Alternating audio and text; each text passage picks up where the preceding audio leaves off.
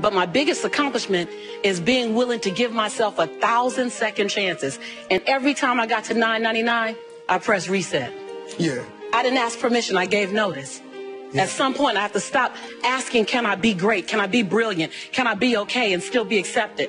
I just stopped asking permission and just gave notice unapologetically, and not in a braggadocious way, not in a way that shrunk anyone else, in a way that said, I only got one life, and I'm going to ride this one till the wheels fall off. And then all the other stuff came. Wow. As a result of a decision I made. Right. But it was a decision. It was a decision. But it didn't come from, a motivational experience. It didn't come from an inspiring teacher. It came from hitting rock bottom. I struggled all through school. The last time I took English class, I got a fail. And my English teacher said I was the weakest writer she ever met in her entire life. The last time I took a speech class, same year, I got a D- in speech, and my speech teacher said, Lisa, quote unquote, I recommend you never speak in public, that you get a desk job.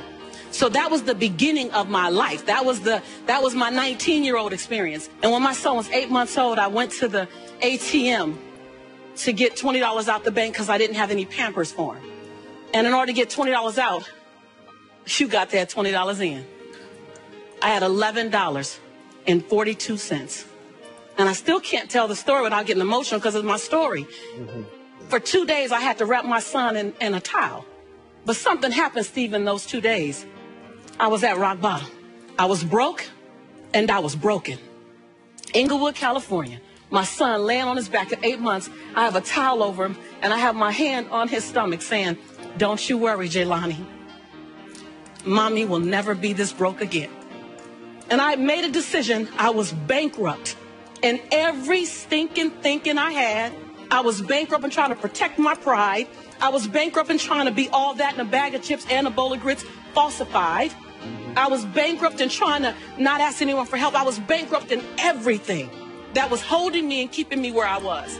I've always talked a good game, but I wasn't doing anything with my gift. And all that thing about potential, I was tired of having potential. I wanted to have my now. And I looked at that baby at 8 months, and I said, I want to transform your life.